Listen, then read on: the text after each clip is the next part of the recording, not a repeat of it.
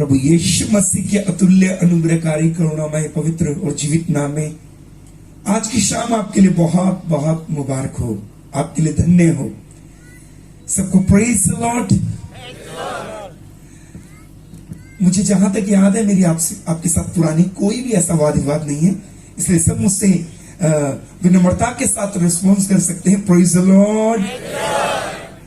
हाथ लगाकर बोल सकते हैं प्रेज द लॉर्ड। मैं प्रभु को धन्यवाद देता हूं आज की अच्छी आराधना के लिए। सबसे पहले पिता, पुत्र और पवित्र आत्मा के लिए जोरदार ताली बजाएंगे वेलकम के लिए। जोरदार ताली, जोरदार ताली। आपकी ताली छोटी है, अभी भी छोटी है। यीशु के लिए है तो अभी भी छोटी है। हाथों को उठाकर जोरदार ताली पिता, पुत्र और पवित्र आत्मा के लिए। Thank you. इसके साथ साथ मैं प्रभु को धन्यवाद देता हूं यहाँ के पूरी मंडली के लिए, तमाम इस सभा को आयोजित करने वाले ऑर्गेनाइजर्स के लिए मैं प्रभु को बहुत बहुत धन्यवाद देता हूं। सभी कलीसियाओं के लिए, पासवानों के लिए। मात्र 1 मिनट के लिए मैं चाहूंगा सब अपने स्थानों पर खड़े हो जाएं। जो प्रभु के दास है, जो प्रभु के दास है, प्रभु के सेवकगण कृपया खड़े हो जाएं। सभी ऑर्गेनाइजर्स और जितने भी प्रभु के दास हमारे बीच में आई हैं, आप इवेंजलिस्ट हैं, आप नबी हैं, आप पासवान हैं, आप आराधक हैं, जितने भी प्रभु के दास हैं कृपया खड़े हो जाएं। कोई भी प्रभु के सेवक है वो कृपया खड़े हो जाए। विनम्रता से आग्रह है, कृपया खड़े हो जाए सभी। Yes, praise the Lord. मैं प्रभु यीशु मसीह का सेवक होने के कारण से आपको हार्दिक अभिनंदन कहता हूं। आपका स्वागत है। बाइबल में लिखा है परमेश्वर के दास दुगने आदर के योग्य हैं जो हमारे मध्य में परमेश्वर के वचन की सेवकाई करते हैं। आए इन श्रेष्ठ दासों के लिए जोरदार ताली बजा के प्रभु को धन्यवाद दें। जोरदार ताली, जोरदार ताली। Thank you. आपका स्वागत है, आपका स्वागत है। थैंक यू, थैंक यू, बहुत बहुत धन्यवाद। मैं प्रभु को धन्यवाद देता हूं परमेश्वर के उत्तम दास पास्टर मातृ भवन के लिए। वो हमारे पंजाब में भी, हमारे शहर में भी आए और हमने पहले भी मिलकर एक सभा किया मुंबई में, मुझे अभी भी याद है। और भाई ने वहां पर परमेश्वर के पवित्र अनुग्रह में आराधना को किया था और परमेश्वर के वचन को बांटने के लिए प्रभु ने अनुग्रह दिया। हमारी दूसरी मुलाकात है, प्रभु को धन्यवाद हो। और उनका ये गीत एक चादर के समान, एक अग्नि के समान, एक बारिश के समान हमारे पंजाब में कलीसिया में खूब गाया जाता है। और मैं धन्यवाद देता हूं हमारे कलीसिया में भी भाई के बहुत से भजन पंजाब में गाए जाते हैं और पंजाब के लोग उन्हें बहुत पसंद करते हैं। Thank you. इनके जीवन के लिए, अच्छे आराधना के लिए आए जोर से ताली बजा के प्रभु को धन्यवाद दें। जोर से जोर से जोर से ताली बजा के प्रभु को धन्यवाद। आपने आराधना में आशीष पाया, मैंने पाया। अगर आपने आशीष पाया तो जोर से ताली बजा के प्रभु को धन्यवाद दें। थैंक यू, बहुत बहुत धन्यवाद, बहुत बहुत धन्यवाद। यहां जो जिन पासवानों ने मुझे बुलाया, मैं उनके लिए भी प्रभु को बहुत बहुत धन्यवाद देता हूं। Thank you, thank you. आपका धन्यवाद, आपकी पूरी टीम का धन्यवाद। परमेश्वर के दास एयरपोर्ट पे लेने के लिए आए और इन्होंने मुझे भजन भी सुनाया, अपनी भाषा में भजन सुनाया। वो तो मुझे भूल गया लेकिन मुझे बहुत अच्छा लगा। वो आपकी भाषा थी इसलिए मुझे नहीं आती, पर मुझे बहुत अच्छा लगा। Thank you. आपके लिए भी धन्यवाद। पूरी टीम के लिए, आपकी पूरी टीम के लिए धन्यवाद। ये एक व्यक्ति का काम नहीं है, पूरी टीम का काम है। मैं आपको दिल से धन्यवाद देता हूं। Thank you. हम जल्दी से परमेश्वर के वचन की ओर चलेंगे। आप में से कितने दिल से चाहते हैं कि प्रभु आपसे बात करे? अपना हाथ दिखाएं, ईमानदारी से अपना हाथ दिखाएं। Praise the Lord. अपने हाथ को नीचे कर लें। पवित्र शास्त्र बाइबल में ऐसा लिखा है, जब तक एक व्यक्ति सुनने का हृदय लेकर नहीं बैठेगा, जब तक एक व्यक्ति को सुनने का हृदय नहीं है, परमेश्वर से बात नहीं करेगा। पुलपिट पे कौन है कोई मैटर नहीं करता। अगर एक छोटा बच्चा भी पुलपिट के ऊपर है, मंच के ऊपर है और आपका परमेश्वर की वाणी को, परमेश्वर की आवाज को सुनने का हृदय है, परमेश्वर एक छोटे बच्चे के द्वारा भी आपसे बात कर सकता है। पवित्र बाइबल में लिखा है, छोटा बालक शामुएल प्रभु के भवन में था। उसे आवाज आई, हे शामुएल, हे शामुएल। उठकर एली के पास चला गया। उसने कहा, क्या आपने मुझे बुलाया? एली ने कहा, नहीं, जाओ और सो जाओ। फिर आवाज आई और फिर आवाज आई, और अंतिम बार एली ने कहा, अगर अब की बार आवाज आई तो ये कहना, बोल प्रभु क्योंकि तेरा दास सुनता है। उर्दू में ऐसा लिखा है, बोल खुदावन क्योंकि तेरा बंदा सुन रहा है। हिंदी में लिखा है, बोल प्रभु क्योंकि तेरा दास सुन रहा है। याद रखिए, ये बिब्लिकल प्रिंसिपल है।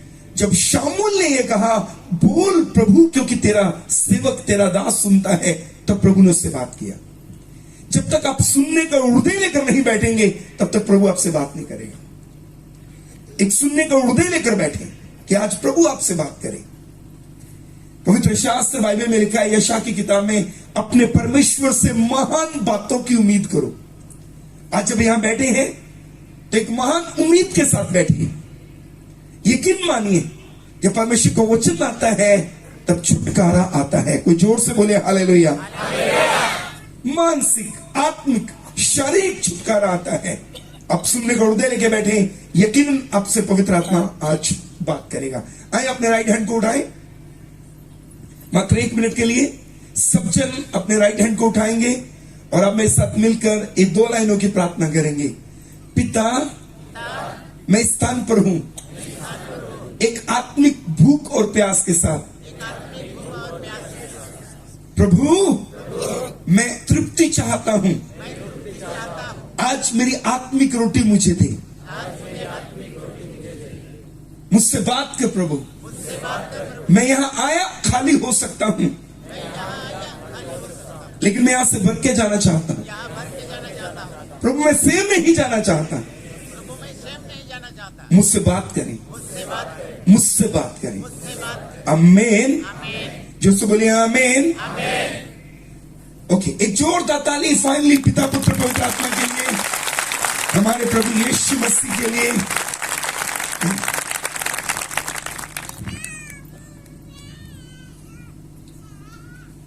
बहुत प्रार्थनाओं के बाद परमेश्वर ने मेरे हृदय में एक वचन को डाला आपसे शेयर करने के लिए। मैंने आज अपने रूम में बैठकर आपके लिए बहुत प्रार्थनाएं की और परमेश्वर के सन्मुख ठहरा रहा। मेरे हृदय में प्रभु ने कुछ बातों को मुझे स्मरण कराया। एक संदेश प्रभु ने मेरे मन में उपजाया जो मैं आपसे शेयर करना चाहता हूं। इस दुनिया में परमेश्वर के लिए सबसे मूल्यवान मालूम है क्या? परमेश्वर के लिए इस पृथ्वी पर, इस दुनिया में सबसे बेशकीमती चीज, सबसे मूल्यवान अगर कुछ है परमेश्वर के लिए, मालूम है वो क्या है?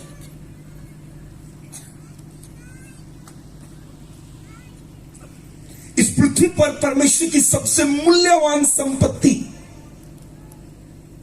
आपको मालूम है, परमेश्वर की सबसे बेशकीमती दौलत, सबसे मूल्यवान संपत्ति, जिससे मूल्यवान परमेश्वर के लिए कुछ भी नहीं है। इस दुनिया में परमेश्वर की सबसे मूल्यवान संपत्ति, सबसे बेशकीमती दौलत मालूम है आपको क्या है? जिसके लिए परमेश्वर किसी भी हद तक जा सकता है, किसी भी हद तक, उसे पाने के लिए, उसे संभालने के लिए। इस दुनिया में परमेश्वर की सबसे मूल्यवान संपत्ति, इस दुनिया में परमेश्वर की सबसे मूल्यवान दौलत, जिससे बेशकीमती परमेश्वर के लिए कुछ नहीं है, आपको मालूम है क्या है? इस दुनिया में सबसे परमेश्वर की मूल्यवान संपत्ति, सबसे मूल्यवान दौलत, जिसके लिए परमेश्वर कुछ भी कर सकता है, कुछ भी, मालूम है क्या है? मैं और आप। मैं और आप। आपसे मूल्यवान कुछ नहीं है परमेश्वर के लिए। आप परमेश्वर की सबसे मूल्यवान संपत्ति हैं। आप परमेश्वर की सबसे बेशकीमती दौलत हैं। मालूम है आपके लिए वो क्या कर सकता है? जिसे हम क्रूस कहते हैं, जिसे हम सलीब कहते हैं, वो एक्सचेंज की जगह थी, अदला बदली की जगह थी। परमेश्वर ने आपको पाने के लिए, परमेश्वर ने आपको हासिल करने के लिए सलीब के ऊपर अपने इकलौते पुत्र, उसके पुत्र से पवित्र और कुछ नहीं है, परमेश्वर ने अपने इकलौते पुत्र को सलीब के ऊपर त्याग दिया। हिंदी बाइबल में लिखा है त्याग दिया। परमेश्वर ने सलीब के ऊपर अपने प्रिय पुत्र, अपने इकलौते पुत्र को त्याग दिया। वो एक्सचेंज की जगह थी। मालूम है क्यों? क्योंकि वहां पर परमेश्वर ने मुझे और आपको अपनाया था, इसलिए अपने पवित्र पुत्र को त्यागा। बोलिए हालेलुया। एक्सचेंज हुआ, पुत्र को त्यागा और मुझे और आपको अपना लिया। पुत्र को त्यागा, अपने प्रिय पुत्र को त्यागा, मुझ और आप पापियों को, मुझ और आपको उसने गले लगाया, मुझे और आपको उसने एक्सेप्ट किया।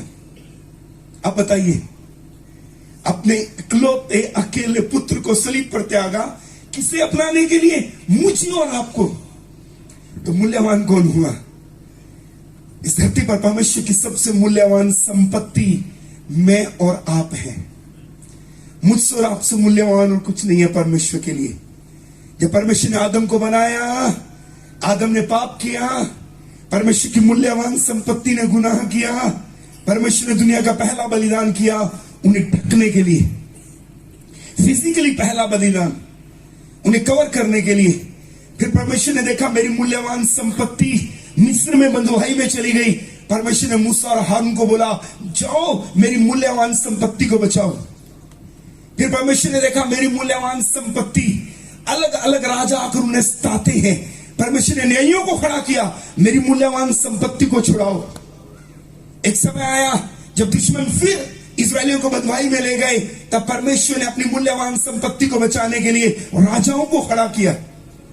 आपको मालूम है, जब परमेश्वर ने देखा मेरी मूल्यवान संपत्ति पाप में विनष्ट हो रही है, उसने वहां बलिदान शुरू कर दिए।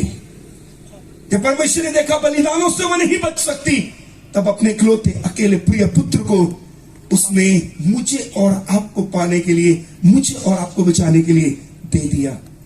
इस दुनिया में परमेश्वर की सबसे मूल्यवान संपत्ति अगर कुछ है तो मैं और आप हैं। मुझसे और आपसे मूल्यवान, मुझसे और आपसे बेशकीमती परमेश्वर के लिए कुछ भी नहीं है। अपने हृदय के ऊपर हाथ रखकर उच्च आवाज से चिल्लाकर बोलिए, मैं परमेश्वर की सबसे मूल्यवान संपत्ति हूं। बोलिए हालेलुया। बोलिए मैं परमेश्वर की सबसे बेशकीमती दौलत हूं। बोलिए हालेलुया। जो से बोलिए हालेलुया। आपका हालेलुया छोटा उच्च आवाज से बोलेंगे हालेलुया। आए इस वचन को समझने के लिए हम जल्दी से बाइबल में से होकर गुजरे। मेरे प्रियो, हमारी पवित्र शास्त्र बाइबल में एक किताब है, उसका नाम है यूहन्ना रचित सुसमाचार। पवित्र शास्त्र बाइबल में नए नियम में 4 सुसमाचार है, मत्ती, मरकुस, लूका और यूहन्ना, यानी यूहन्ना रचित सुसमाचार। जब आप अपनी बाइबल में यूहन्ना रचित सुसमाचार 3 अध्याय पढ़ेंगे, मैं जल्दी से आगे की तरफ बढ़ूंगा, समय कम है और मैं चाहूंगा कि हम जल्दी से अपना ध्यान वचन की ओर लगाएं ताकि हम इसको सीख सके। जब आप पवित्र शास्त्र बाइबल में यूहन्ना रचित सुसमाचार 3 अध्याय पढ़ते हैं तो वहां पर आपको एक व्यक्ति मिलेगा। यूहन्ना रचित सुसमाचार 3 अध्याय में एक पर्सनैलिटी है और पहली बात ये एक मेल व्यक्ति है। पहली बात ये एक मेल पर्सन है, काउंट कीजिए। दूसरी बात बाइबल में लिखा है कि यहूदी व्यक्ति है। तीसरी बात बाइबल में लिखा है ये एक फरीसी है। चौथी बात बाइबल में लिखा है ये एक रब्बी है, एक स्कॉलर है, बहुत बड़ा विद्वान है। और अगली बात मैं आपको बताना चाहूंगा, ये फरीसियों के जिस पंथ में से आता है, फरीसियों के जिस ग्रुप में से आता है ये व्यक्ति, उस ग्रुप का नाम जब मैंने बाइबल को डीप स्टडी किया मुझे मालूम पड़ा, तब मुझे मालूम पड़ा ये फरीसियों के उस पंथ से आता है जिसे लहू लोहान या लताड़ा नामक ग्रुप के रूप में जाना जाता है। रिपीट करना चाहूंगा, प्लीज आगे देखिए। यूहन्ना 3 में एक पर्सनैलिटी है। पहली बात ये एक मेल पर्सन है। दूसरी बात ये एक यहूदी है। तीसरी बात ये एक फरीसी है। चौथी बात ये फरीसियों के उस ग्रुप में से आता है जिसे लहू लोहान या लताड़ा ग्रुप कहते हैं। और ये लहू लोहान और लताड़ा ग्रुप फरीसियों में वो ग्रुप था। जब मैंने इसका डीप स्टडी किया तो मुझे पता चला, अगर बाजार में इनकी कोई इनकी फैमिली का कोई मेंबर, इनकी पत्नी, इनकी बेटी या इनकी मां इनको बाजार में से सामने से नजर आती तो भागकर पेड़ के पीछे छिप जाते या दीवार के पीछे छिप जाते। अगर पेड़ और दीवार नहीं है तो अपना मुंह ऐसे ढक लेते और जब वो स्त्री निकल जाती तब अपनी आंख खोलते। ये बाजार में किसी भी स्त्री को देखकर, चाहे इनकी फैमिली की है चाहे इनकी फैमिली की नहीं है, ये वो ग्रुप था, किसी स्त्री को बाजार में देखने के बाद ये भागकर पेड़ के पीछे छिप जाते, ये दीवार के पीछे छिप जाते, या पेड़ और दीवार नहीं है तो अपनी आंख को बंद कर लेते और जो वो स्त्री गुजर जाती तभी अपनी आंख को खोलते। और आखिरी बात, इस पर्सनैलिटी का, इस व्यक्ति का नाम बाइबल में है। दोबारा मेरे साथ काउंट करेंगे, बड़ी महत्वपूर्ण बात है ताकि आपको अपनी वैल्यू मालूम पड़ जाए। यूहन्ना रचित सुसमाचार 3 अध्याय में एक पर्सनैलिटी है। पहली बात, ये एक मेल व्यक्ति है। नंबर 2, ये यहूदी है। नंबर 3, ये फरीसी है। नंबर 4, ये स्कॉलर है, गुरु है। और नंबर 5, फरीसियों के उस ग्रुप से आता है जिसे लताड़ा या लहूलुहान ग्रुप कहते हैं। माने कैरेक्टर में इतने ऊंचे हैं, चरित्र में इतने ऊंचे हैं, बाजार में अपनी पत्नी, अपनी बेटी, अपनी मां को भी नहीं देखते। अगर बाजार में पत्नी, बेटी या मां सामने से नजर आ जाए, भाग के पेड़ के पीछे या दीवार के पीछे छिप जाएंगे, नहीं तो आंखों के ऊपर हाथ रख लेंगे और जब वो निकल जाएगी तब अपनी आंख खोलेंगे। और आखिरी बात, इस व्यक्ति का नाम बाइबल में है। याद रखना मेरे प्रियो, हमारी बाइबल में बहुत से लोग हैं जिनके काम बाइबल में है, उनके नाम बाइबल में नहीं है। हमारी बाइबल में एलिशा एक स्त्री के घर में जाता था। हिंदी की बाइबल में लिखे, उसका नाम बाइबल में, उसका नाम है सुनेमिनी स्त्री। सुनेमिनी स्त्री, उसके नगर के नाम से उसका नाम बाइबल में है, लेकिन उसका पर्सनल नाम बाइबल में नहीं है। एलिया एक स्त्री के घर में गया जो विधवा थी, उसने उसको खाना खिलाया अकाल के समय में। हिंदी की बाइबल में उस स्त्री का नाम नहीं है, उसकी स्थिति के नाम से उसका नाम जाना जाता है, सारपत नगर की विधवा। उसका काम बाइबल में है, उसका नाम बाइबल में नहीं है। सुनेमिनी स्त्री का नाम बाइबल में नहीं है, उसका काम बाइबल में है। इन दोनों औरतों का नाम उनकी स्थिति के नाम से जाना जाता है। एक कनानी स्त्री, सुराफिनी की जाति की स्त्री यीशु के पास आई थी, अपने बच्चे की चंगाई ले गई, उसका नाम बाइबल में नहीं है, उसकी जाति का नाम बाइबल में है। याद रखिएगा, धनवान का नाम बाइबल में नहीं है, लाजर का नाम बाइबल में है। कुछ लोग ऐसे हुए जिनके नाम बाइबल में नहीं है। बड़े ध्यान से सुनना, यहां एक व्यक्ति है, नंबर 1 मेल पर्सनैलिटी है। नंबर 2, इसका नाम बाइबल में है, इसका नाम निकोदेमुस है। नंबर 3, ये एक यहूदी है। नंबर 4, एक फरीसी है, फरीसियों के उस ग्रुप से आता है जिसे लहूलुहान या लताड़ा ग्रुप कहते हैं। कैरेक्टर में बहुत ऊंचा है, कैरेक्टर में इतना ऊंचा है, अपनी पत्नी, अपनी मां, अपनी बेटी को भी बाजार में नहीं देखते, आंख बंद कर लेते हैं। कोई और औरत आए तब भी आंख बंद कर लेते हैं, भागकर पेड़ के पीछे या दीवार के पीछे चले जाते हैं। और आखिरी बात, यीशु ने कहा, क्या तू गुरु होकर नहीं समझता? ये रब्बी था, ये गुरु था। जब आप यूहन्ना 3 पढ़े, कितना अच्छा लगता है ना, मन खुश हो जाता है यूहन्ना 3 पढ़ के। क्या कमाल का व्यक्ति है, क्या कमाल का कैरेक्टर है इसका, कितना अच्छा इंसान है ये। लेकिन जैसे ही आप यूहन्ना 4 पढ़े, इसका नेक्स्ट चैप्टर, जैसे आप पन्ने पलटेंगे, यूहन्ना 4 पढ़ेंगे, आप कहेंगे बाप रे बाप, ये क्या पढ़ लिया मैंने। पक्का आपको थोड़ा अनकंफर्टेबल फील होगा। अब जब आप यूहन्ना 4 पढ़ेंगे, बिल्कुल उल्ट, 100% उल्ट। नंबर 1 जो पर्सनैलिटी है यहां, वो एक स्त्री है। नंबर 2, इसका नाम बाइबल में नहीं है। नंबर 3, इसकी जाति सामरी है। ये सामरी लोग वो लोग थे जिन्होंने अन्य जातियों से विवाह किए, नाजायज विवाह, उनसे जो बच्चे पैदा हुए उसे सामरी कहते हैं। और जब आप बाइबल में नेहमिया की किताब पढ़ेंगे तो नेहमिया ने इनको निचवाया और सिटी से बाहर निकाल दिया। तब इन्होंने, सामरियों ने, एक पहाड़ के ऊपर, जिस पहाड़ का नाम है गिरिचीम पहाड़, उस पहाड़ के ऊपर अपना यहोवा परमेश्वर के नाम का मंदिर बना लिया। इसीलिए वह स्त्री जब कुएं पर आई, उसने कहा, इस पहाड़ के ऊपर हमारे बाप दादों ने प्रार्थना की। मालूम है कौन से पहाड़ की बात कर रही थी वो यरूशलेम के मंदिर की बात नहीं कर रही थी।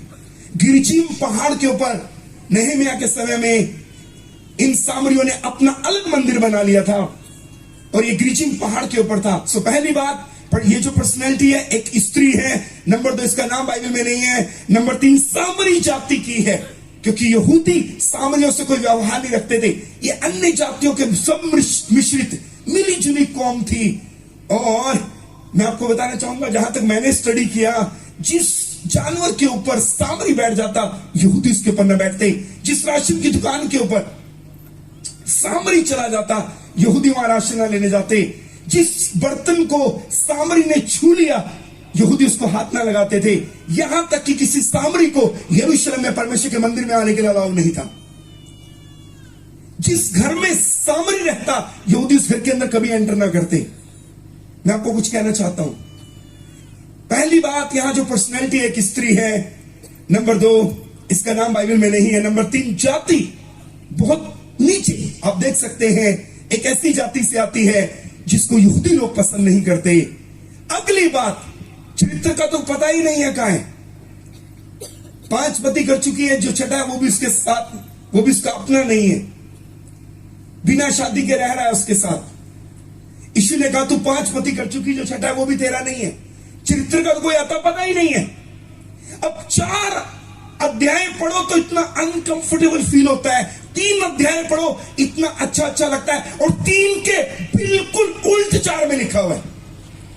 अब मेरी मदद करें, अब मेरी मदद करें प्लीज। हम इसको इकट्ठा मिलकर पढ़ लेते हैं। यूहन्ना 3 में एक पर्सनैलिटी है, वो मेल है। यूहन्ना 4 में जो पर्सनैलिटी है वो एक स्त्री है। यूहन्ना 3 में जो पर्सनैलिटी है उसका नाम बाइबल में है निकोदेमुस। यूहन्ना 4 में जो पर्सनैलिटी स्त्री है उसका नाम बाइबल में नहीं है। यूहन्ना 3 में जो पर्सनैलिटी है निकोदेमुस, वो ऊंची जाति का है। यूहन्ना 4 में जो स्त्री है वो निम्न जाति की है। यूहन्ना 3 में जो व्यक्ति है उसका करैक्टर बहुत ऊंचा है। यूहन्ना 4 में जो स्त्री है उसके करैक्टर का कोई पता ही नहीं है।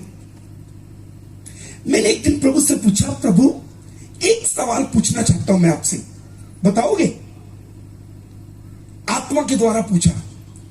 ये 3 में इतना अच्छा लिखा, 4 में बिल्कुल इसके उल्ट लिख दिया, ऐसा क्यों है? तब प्रभु ने मेरी बुद्धि को छुआ। तीमुथियुस में लिखा है संपूर्ण पवित्र शास्त्र पवित्र आत्मा की प्रेरणा से लिखा गया। ये जो बाइबल है ना, ये पवित्र आत्मा की प्रेरणा से लिखा गया। संपूर्ण पवित्र शास्त्र पवित्र आत्मा की प्रेरणा से लिखा गया। पवित्र आत्मा ने लीड किया कि कौन सी बुक के बाद कौन सी बुक आएगी। पवित्र आत्मा ने लीड किया कौन से चैप्टर के बाद कौन सा चैप्टर आएगा। पवित्र आत्मा ने लीड किया किस घटना के बाद अगली घटना कौन सी लिखी जाएगी। यह पवित्र आत्मा के द्वारा लिखा गया है। तब प्रभु ने मुझे कहा, सुन, ये पवित्र आत्मा के द्वारा मैंने लिखवाया, और इसलिए लिखवाया ताकि जब तुम यूहन्ना 3 पढ़ो, तुम ये पढ़ो, एक धर्मी, एक पवित्र, एक उच्च कैरेक्टर का, एक उच्ची जाति का, एक शिक्षित व्यक्ति, पढ़ा लिखा व्यक्ति, एक धर्मी व्यक्ति, एक पवित्र व्यक्ति, एक पढ़ा लिखा व्यक्ति, एक उच्ची जाति का व्यक्ति यीशु को मिलने आ सकता है। जब तुम यूहन्ना 3 पढ़ो तो तुम्हें ऐसा लगे, लेकिन जैसे तुम यूहन्ना 4 पढ़ो तुम्हें यह एहसास हो, एक नीची जाति की, एक उलझनों में उलझी हुई, ट्रैक्टर में गिरी हुई, एक त्यागी हुई, एक ऐसी स्त्री जो गुनाह में दलदल में पड़ी है।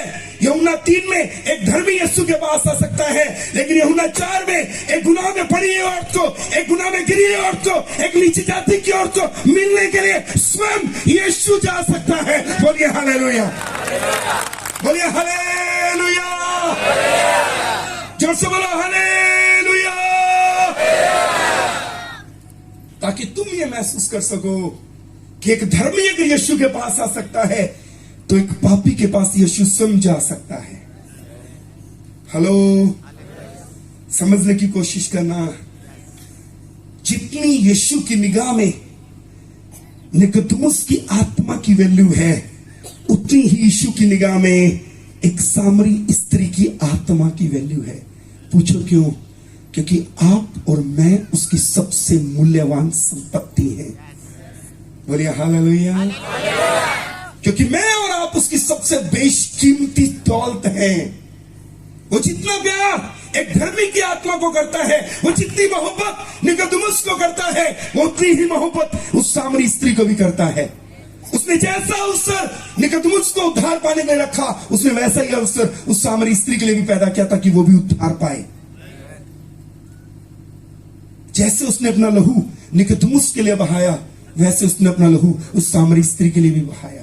वो जैसे निकोदेमुस के लिए स्वर्ग छोड़कर आया, वैसे उस सामरी स्त्री के लिए भी स्वर्ग छोड़कर आया, ताकि मैं और आप ये एहसास कर पाए कि ये केवल हमारा प्रभु धर्मियों का ही नहीं है, हमारा प्रभु पापियों का भी है।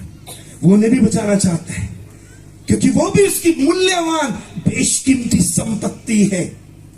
मेरे प्रियो, मैं जल्दी से आगे बढ़ना चाहूंगा। हिंदी की बाइबल में अगर आप ध्यान से पढ़ें तो ऐसा लिखा है, उसे सामरिया से होकर जाना आवश्यक था। मैं आपके साथ मिलकर एक बात कहना चाहूंगा। याद रखिए, निकोदेमुस आधी रात को स्वयं यीशु को मिलने आया प्लानिंग बनाकर, लेकिन इस स्त्री से मिलने के लिए यीशु ने प्लानिंग बनाई थी कि मुझे उसको जाके मिलना है। लेकिन उसे सामरिया से होकर जाना आवश्यक था। जो यीशु उस दिन प्लानिंग बनाकर उस स्त्री से मिलने आया, जो अपने गुनाहों में उलझी हुई थी, जो अपना दर्शन खो चुकी थी, जिसको अपने जीवन का मकसद नहीं पता था, जो अपने जीवन के अंदर भटकी हुई थी, उलझनों में उलझी हुई थी, जिसने पाप में गिरकर अपने जीवन का सब कुछ कबाड़ा कर लिया, जो यीशु प्लानिंग बनाकर उस दिन उस कुएं पर उसको मिलने आया। खुशखबरी बताऊं, वो यीशु आज आपके बीच में भी आया प्लानिंग बना के। वो यीशु आज आपके बीच में भी आया योजना बना के। हालेलुया। और मैं आपको कहना चाहूंगा, आप बाई चांस यहां नहीं आए, आप बाई प्लान यहां आए हैं। बोलिए हालेलुया। आप बाई चांस यहां नहीं है, आप बाई प्लान यहां है। आप आए नहीं है, आप लाए गए हैं। दोबारा बोलना चाहूंगा, आप आए नहीं हैं, आप लाए गए हैं। अगर आज आप इस क्रूसेड में हैं तो एक मकसद है खुदा का कि आप यहां हैं। मैं कुछ कहना चाहता हूं मेरे प्रियो आपको। इस स्त्री को यीशु ने प्लानिंग बना करके खुद इससे मुलाकात की। जल्दी जल्दी चलेंगे आगे। यीशु मसीह कुएं के ऊपर बैठ गए। बाइबल कहती है, जब यीशु कुएं के ऊपर बैठे थे, उन्होंने अपने चेलों को भोजन लेने के लिए भेज दिया। मेरे प्रभु में ना, जो मेरा बाइबल का खुदा है ना, मेरे बाइबल के खुदा में अनगिनत गुण है। अगर मैं मेरे बाइबल के खुदा के गुण गिनने लगू ना, उसकी खासियतें गिनने लगू ना, कम पड़ जाएंगी। मेरी काउंटिंग कम पड़ जाएगी, मेरी गिनती कम पड़ जाएगी। मेरे खुदा में अनगिनत गुण है ना। बड़ा अच्छा गीत गाया मुंबई में एक आराधक ने, प्रभु तेरा प्यार सागर से भी विशाल। यकीनन हमारे परमेश्वर में खूबियां इतनी है, हम माप तोल नहीं सकते। अनगिनत गुण है उसमें। वो सर्व सामर्थी है, सर्व ज्ञानी है, सर्व शक्तिमान है, सर्वव्यापी है। अनगिनत गुण है हमारे प्रभु में। लेकिन सारे गुणों में एक गुण मेरे प्रभु में यह भी है, मालूम है क्या? वो कभी भी किसी को किसी के सामने एक्सपोज नहीं करता। यीशु ने उस सामरी स्त्री से बात करते समय अपने चेलों को वहां से हटाया। उन सारे गुणों में मेरे प्रभु में एक अच्छा गुण यह भी है, वो कभी भी किसी को किसी के सामने एक्सपोज नहीं करता। इसलिए उसने उस स्त्री को बात करते समय इससे पहले बात करे अपने चेलों को वहां से हटाया। मैं कुछ कहना चाहता हूं मेरे प्रियो, बड़े ध्यान से सुनना, आपके काम आएगी बात। हमारे पंजाब में एक मिशनरी, आज से करीबन 25 साल पहले, 30 साल पहले एक मिशनरी हमारे पंजाब में आया करती थी। और मैंने उनको अपनी आंखों से, जब मैं 8th क्लास में पढ़ता था, जमीन के ऊपर बैठकर ऐसे क्रूसेड में मैंने उनको अपनी आंखों से देखा। और वो मिशनरी जो थी, उसका नाम था सिस्टर एलिस। वो कैनेडियन मिशनरी थी। और उन्होंने आकर एक बार इस प्रकार से प्रचार किया, अरमतिया का यूसुफ बनने की कोशिश करो। उसने एक बार पंजाब में खड़े होकर कहा, अरमतिया का यूसुफ बनने की कोशिश करो कि खुदा तुम्हें अरमतिया का यूसुफ बनाए। कौन था ये अरमतिया का यूसुफ? मालूम है कौन था?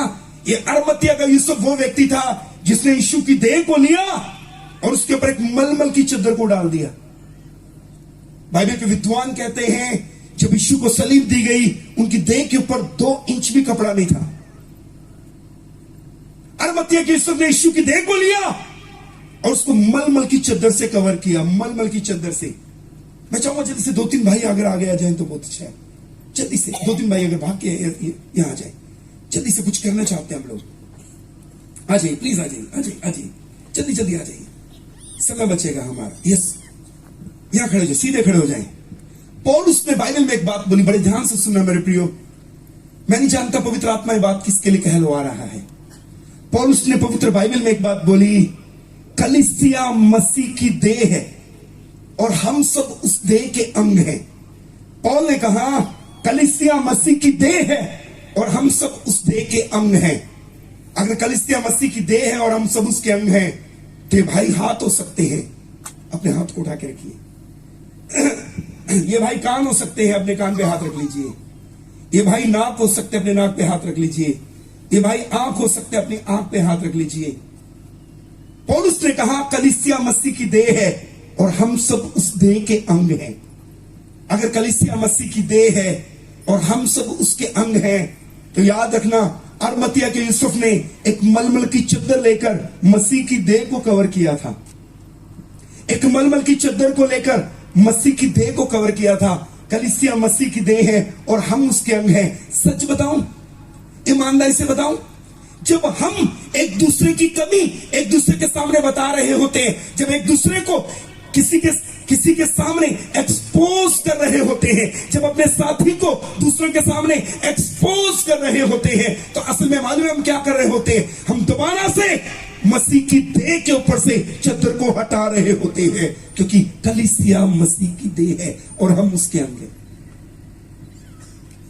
जब ये दोनों मिलकर इन्हें एक्सपोज कर रहे होते हैं, इन्हें इनकी कमियों को जाहिर कर रहे होते हैं, पता दोबारा क्या कर रहे होते हैं? मसीह की देह के ऊपर से चद्दर को दोबारा हटा रहे होते हैं। सिस्टर एलिस ने कहा प्लीज और मसीह को शर्मिंदा ना करो, और मसीह की देह को शर्मिंदा ना करो। लेकिन जब आप एक दूसरे को कवर करते हैं, जब आप एक दूसरे की कमियों को ढांकते हैं, पवित्र बाइबल कहती है प्रेम का खोजी एक दूसरे के अपराधों को छुपाता है। जब आप एक दूसरे की कमियों को ढांकते हैं, एक दूसरे को कवर करते हैं, मालूम है आप क्या कर रहे हैं? आप अरमतिया के यूसुफ बन गए। आपने चद्दर ली और कवर कर दिया। जोर से ताली जाके धन्यवाद दे, परमेश्वर की स्तुति करें। आज से एक कोशिश करें, अरमतिया का यूसुफ बनने की कोशिश करें। एक दूसरे को एक्सपोज नहीं, एक दूसरे को कवर करने की कोशिश करें। अरमतिया के यूसुफ ने मसीह की देह को लिया, मलमल की चद्दर से ढक दिया। एक दूसरे को कवर करना शुरू करें। हेलो, मेरे प्रभु के सारे गुणों में एक गुण ये है, वो कभी भी किसी को किसी के सामने एक्सपोज नहीं करता। उसने जब उस स्त्री से बात की तो अपने चेलों को वहां से हटाया। माफ करना, मैंने एग्जांपल लिया, आप ऐसा नहीं करते, मैंने जस्ट एग्जांपल लिया है।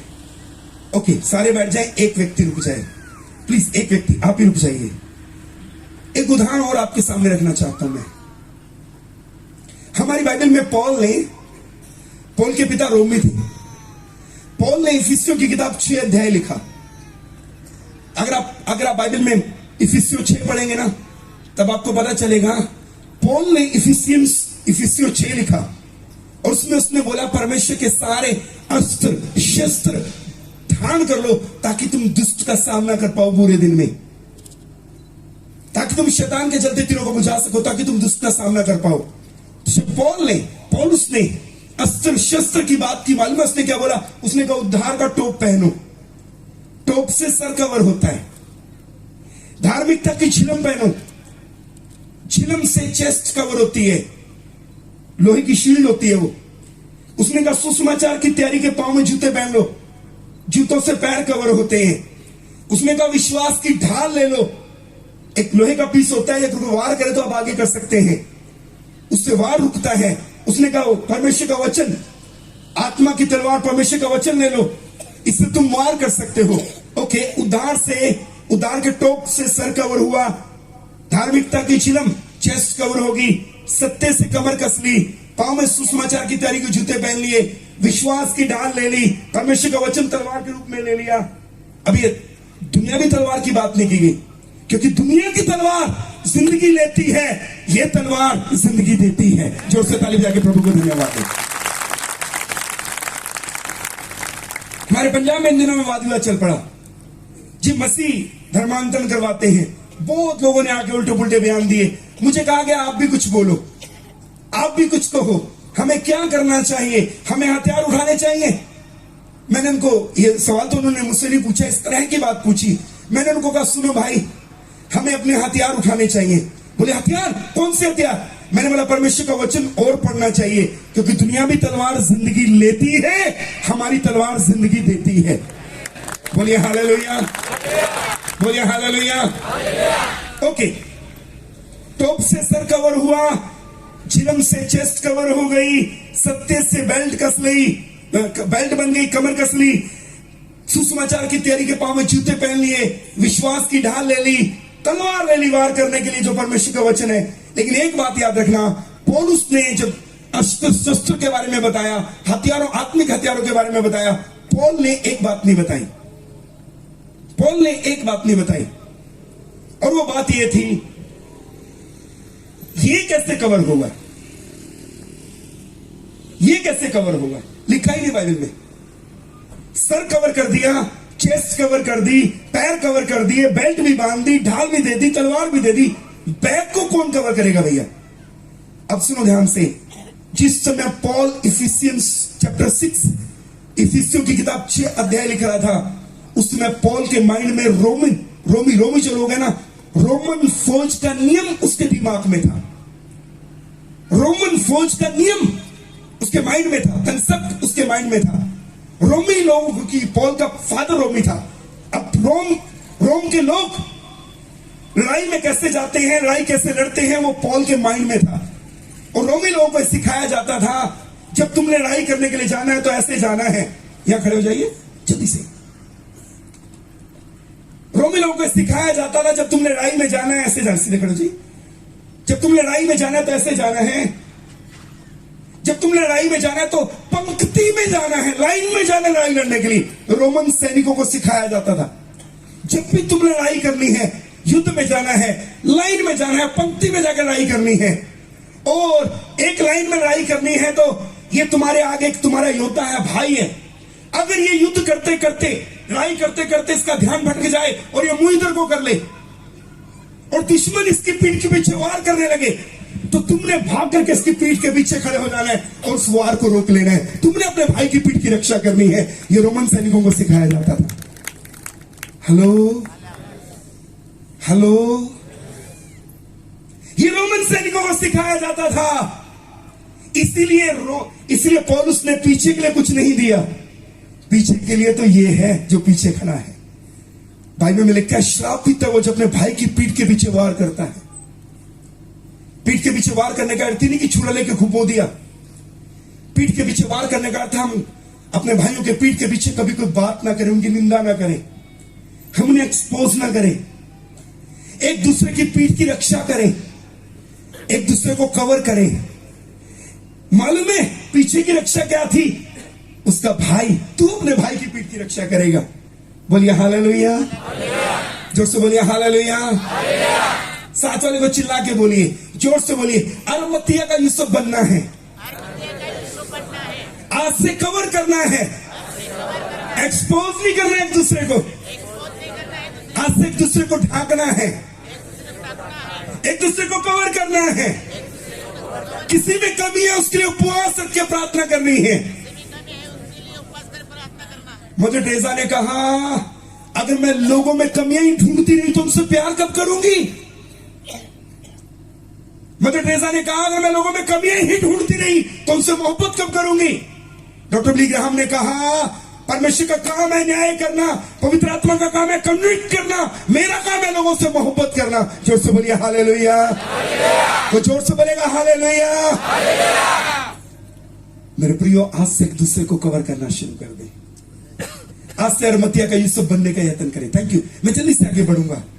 ओके, यीशु मसीह कुएं के ऊपर बैठ गए, चेले भोजन लेने चले गए।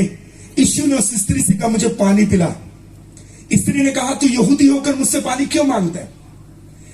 यीशु ने कहा, अगर तुम मुझसे मांगती ना, मैं तुझे वो जल देता जिसको पीने के बाद कभी प्यास नहीं लगती। स्त्री ने कहा, पिला दे ताकि मुझे कुएं पे पानी ना भरना आना पड़े। यीशु ने कहा, अपने हस्बैंड को लेकर आ, अपने पति को लेकर आ। उसने कहा, नहीं है। यीशु ने कहा, ठीक है, 5 कर चुकी है, 6ठा जिसके साथ है वो भी तेरा नहीं है। ये सुनने के बाद स्त्री ने कहा, अब तो मुझे कोई नबी दिखाई पड़ता है। हमारे बाप दादाओं ने इस पहाड़ पे प्रार्थना की और यीशु ने उससे वार्तालाप की। मैं शॉर्ट में बताना चाहूंगा, यीशु मसीह के साथ उस स्त्री का एनकाउंटर हुआ, मुलाकात हुआ। यीशु से एनकाउंटर होने के बाद, मुलाकात होने के बाद उसने कहा तू मुझे कोई नबी दिखाई पड़ता है। यीशु से मुलाकात होने के बाद उसे एहसास हुआ आने वाला मसीहा यही है। उसने कहा जब मसीहा आएगा सब ठीक करेगा। यीशु ने कहा जो तुझसे बातें करता है वही है। यीशु से एनकाउंटर होने के बाद, यीशु से मुलाकात होने के बाद एक काम के इस स्त्री ने, डायरेक्ट प्रिंस, दुनिया के महान बाइबल टीचर ये कहते हैं, इस स्त्री ने अपना घड़ा वहां छोड़ा और अपने नगर में जाके इसने प्रचार किया। घड़ा छोड़ने का अर्थ, घड़ा छोड़ने का मीनिंग है यीशु से मुलाकात होने के बाद, एहसास होने के बाद मैं गलत हूं, एहसास होने के बाद मुझे बदलाव की जरूरत है, एहसास होने के बाद मुझे गुनाह से बाहर आने की जरूरत है, एहसास होने के बाद उसने अपना घड़ा वहां छोड़ा। माने अपनी पुरानी जिंदगी को यीशु के चरणों में दफन कर दिया। अपनी पुरानी जिंदगी को यीशु के चरणों में दफन कर दिया। मालूम पड़ा गलत हूं। यीशु से एनकाउंटर के बाद अपनी पुरानी लाइफ को यीशु के चरणों में दफन कर दिया। नगर में जाके बताया वो मसीहा जो आने वाला आ गया। नगर के लोग आए, मालूम है क्या कहा? तेरे कहने से नहीं, हमने स्वयं देख लिया है आने वाला मसीहा, जो जगत का मसीहा यही है। यहां देखना, वो पूरा नगर बचाया गया। मैं एक सवाल पूछना चाहता हूं आपसे, मैं एक सवाल पूछना चाहता हूं मेरे प्रियो। कल तक ये स्त्री जिस मोहल्ले में रहती थी, 5 पति कर चुकी, छठा भी अपना नहीं है।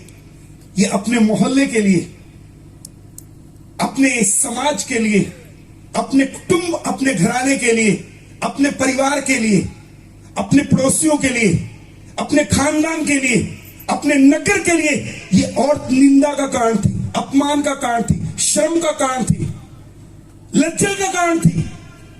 इसके कारण इसका मोहल्ला लज्जित, इसके कारण इसके पड़ोसी लज्जित, इसके कारण इसका कुटुंब लज्जित, इसके कारण इसकी फैमिली लज्जित। कल तक ये जिनके लिए अपमान का कारण थी, जब पुरानी जिंदगी यीशु के चरणों में छोड़ी, आज ये अपने पूरे नगर के लिए, अपने पूरे मोहल्ले के लिए, अपने कुटुंब के लिए साल्वेशन का, मुक्ति का, उद्धार का, नजात का कारण बन गई। बोलिए हालेलुया, जोर से बोलो हालेलुया। पवित्र आत्मा मुझे कुछ कह रहे हैं। आप में से कई भाई बहन यहां पर ऐसे बैठे हैं जिन्होंने बपतिस्मा लेने के बाद भी बहुत से ऐसे पाप किए जिन्हें परमेश्वर कतई पसंद नहीं करता। परमेश्वर का आत्मा मुझे यहां बैठे भाई बहनों के विषय में कह रहा है। आप में से कई यहां ऐसे हैं जिनके ऊपर भविष्यवाणी का वरदान था, आपने गुनाह में डलकर अपना वरदान गवा दिया। आप में से कई यहां ऐसे हैं जिनसे परमेश्वर आत्मा के द्वारा बातें किया करता था, आपने परमेश्वर की संगति को गवा दिया। आप में से कई यहां ऐसे हैं जिन्हें परमेश्वर ने चंगाई का वरदान दिया था, गुनाह में गिरने के बाद आपने अपने वरदानों को खो दिया। आप में से कई ऐसे हैं जिनको परमेश्वर ने नाना प्रकार के गिफ्ट, वरदान, दानों से भरा हुआ था, आत्मा के मसा से भरा हुआ था, आपने गुनाह में गिरकर अपने सारे अभिषेक को गवा दिया। आप में से कई यहां ऐसे हैं जिन्होंने अपनी बुलाहट को खराब कर लिया। मैं एक बात आज की रात आपको कहना चाहूंगा, ये स्त्री बहुत बड़े गुनाह में पड़ी हुई थी। अगर प्रभु उसे माफ करके अपने हाथ में लेकर अपनी महिमा का कारण बना सकते हैं, तो मैं आज आपको कहना चाहूंगा, आपने कितना भी अपने आप को खबड़ा क्यों ना कर लिया हो, वो यीशु आज आपको रिस्टोर करने के लिए इस कन्वेंशन में आया है। वो आज आपको अपने हाथ में दोबारा लेना चाहता है और आपको जिन लोगों के सामने आप ठोकर का, लज्जा का, अपमान का, जिनके सामने आप दुख का कारण बने, उन्हीं के लिए आपको बरकत का कारण फिर से बनाना चाहता है। वो यीशु आज आपके लिए यहां आया है, क्योंकि उसकी सबसे मूल्यवान संपत्ति आप है। वो अपनी मूल्यवान संपत्ति को फिर से पाने आया है। ओहो, मैं कुछ कहना चाहता हूं मेरे प्रियो, इस दुनिया में कोई नहीं है, कोई नहीं है दुनिया में जो कुछ आपने गवा दिया वो आपको वापस लौटा दे। कोई नहीं है, एक है, उसका नाम यीशु है। हमारी बाइबल में लिखा है 10 कोढ़ी यीशु के पास आए, उन्होंने दूर से पुकारा, हम पे दया कर। यीशु ने कहा अपने आप को याजक को चेक कराओ। मैंने लेवी व्यवस्था की किताब पढ़ी तो मुझे मालूम पड़ा 8 डेज का प्रोसेस है, ये 8 दिन का प्रोसेस है। जब याजक डिक्लेयर करेगा कि ये व्यक्ति शुद्ध हो गया कोढ़ से, 8 डेज का प्रोसेस है ये, 8 दिन का नियम है ये। यीशु ने कहा याजक को जाके चेक कराओ। वो चार याजक को चेक कराने, एक दौड़ता हुआ वापिस आया, दौड़ता हुआ वापिस आया, मैं ठीक हो गया, मैं ठीक हो गया, परमेश्वर की स्तुति करता है, धन्यवाद यीशु, धन्यवाद यीशु, मैं ठीक हो गया, प्रभु की बड़ाई, प्रभु की महिमा, प्रभु की महिमा। वो चिल्लाता हुआ वापिस आया। 8 दिन के बाद याजक ने बताना था, ठीक हुआ नहीं हुआ। 8वें दिन बलिदान चढ़ा के, जल छिड़क करके, लहू छिड़क करके, बहते जल में से उसकी भेंट परमेश्वर को अर्पण करके, तब उसने डिक्लेयर करना था, ये तो अभी आ गया, मैं ठीक हो गया। इसको कैसे मालूम पड़ा मैं ठीक हो गया? आगे देखना, एक कोढ़ी व्यक्ति के हाथ ऐसे होते हैं, अलग अलग प्रकार का कोढ़ है। हमारे पंजाब में एक व्यक्ति को कोढ़ था, उसकी बॉडी में से 400 ग्राम के करीब हर रोज मांस, उसकी स्किन 400 ग्राम के करीब मेल्ट होकर जमीन पे गिर जाती थी। उसको इकट्ठा करना पड़ता था डस्टबिन में डालने के लिए। अलग अलग तरह के कोढ़ है दुनिया में। एक कोढ़ ये भी है, कोढ़ी के हाथ ऐसे हो जाते हैं, ऐसे हो जाते हैं, कोढ़ी के हाथ ऐसे हो जाते हैं। यीशु ने कहा अपने आप को याजक को चेक कराओ। जब ये जा रहा था ना, इसको कैसे बताया मैं चंगा हो गया? जब याजक को दिखाने जा रहा था ना, इसने देखा चलते चलते मेरा हाथ पूरा बाहर निकल के बाहर आ गया, मेरा हाथ ठीक हो गया। ये वहीं से चिल्लाता हुआ आया, मैं तो ठीक हो गया, मैं तो ठीक हो गया। दुनिया में याद रखना, हमारी बाइबल ये कहती है कोढ़ पाप को दर्शाता है। पाप में गिरने के कारण आपने कुछ भी क्यों ना गवा दियो, वरदान गवा दिए, सामर्थ गवा दी, अभिषेक गवा दिया, सेवकाई गवा दी, हेल्थ गवा दी, नौकरी गवा दी, बिजनेस गवा दिया, कुछ भी, रिश्ते गवा दिए, फैमिली गवा दी, आपने पाप में गिर के कुछ भी गवा दिया हो, एक बार यीशु के पास आ जाओ, वो सब कुछ वापस लौटाने की ताकत रखता है, वो सब कुछ रिस्टोर करने की ताकत रखता है, वो सब कुछ बहाल करने की ताकत रखता है। कोई जोर से नहीं जा सकता ऐसे यीशु के लिए?